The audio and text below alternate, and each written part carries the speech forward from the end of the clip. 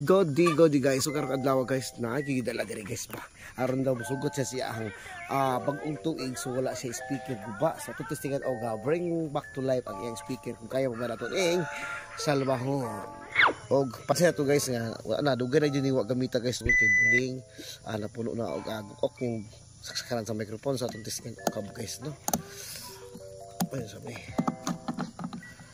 So small gini siya pisa guys no, basta gawang chino. Naniro na siya kasimple. Naniro na siya guys. So tingnan on ani.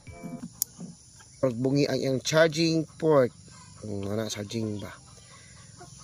So guys ato sang i-charge kadiyot guys no kay sig lubat lang kay ang baterya ani guys no.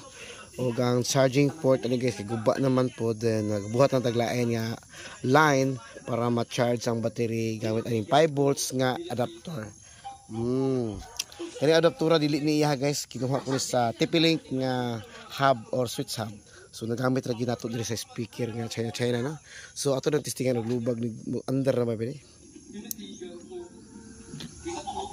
USB driver mode. Okay. Tumingog na guys, tumingog na. Kuskan gamay.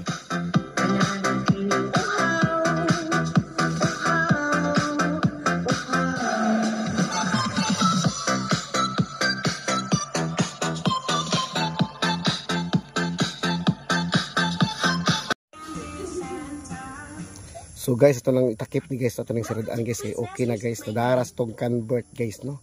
So, muna na karon siya guys, na siya wire guys, kay guba ang charging port, wire lang ang gigamit, gibutang diri gamit ang 5 volts nga converter o power supply or adapter.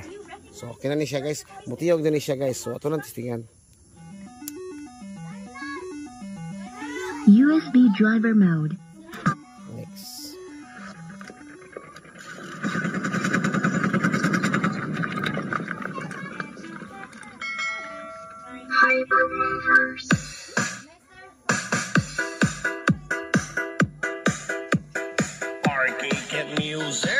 So okay guys, salamat sa pagtala sa video guys no.